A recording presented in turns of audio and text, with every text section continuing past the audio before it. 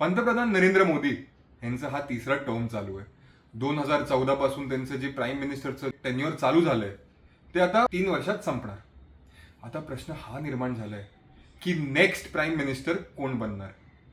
उत्सुकता लोकांमध्ये आली आहे, भरपूर कॅन्डिडेटची नावं सुद्धा आली आहेत.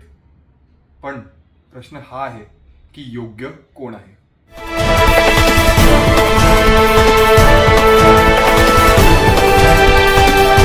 नमस्कार, मी रुद्रेश जोशी.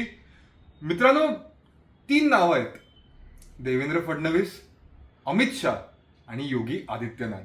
हे 3 म्हणतात की हे पोटेन्शियल सक्सेसर्स आहेत नरेंद्र मोदीचे. आता जे महाराष्ट्रामध्ये जे इलेक्शन झालं त्यानंतर आपण म्हणू शकतो की देवेंद्र फडणवीस यांचं बीजेपीमध्ये खूप प्रेज होत आहे.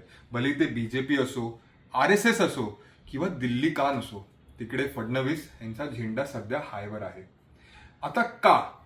सर्वात पहिले तर ते विधानसभा जिंकले, जे सिविक पोल झाले ते सुद्धा बीजेपी जिंकली महाराष्ट्रामध्ये, आणि आत्ताचं जे इलेक्शन झालं 27 पैकी 22 जागेवर ही बीजेपी निवडून आली.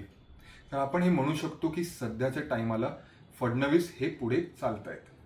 तुम्हाला काय वाटतं की नेक्स्ट प्राईम मिनिस्टर कोण होणार हे आम्हाला कॉमेंट सेक्शन मध्ये सांगा. आपण पुन्हा एकदा भेटू. मी रुद्रेश जोशी. जय हिंद, जय महाराष्ट्र.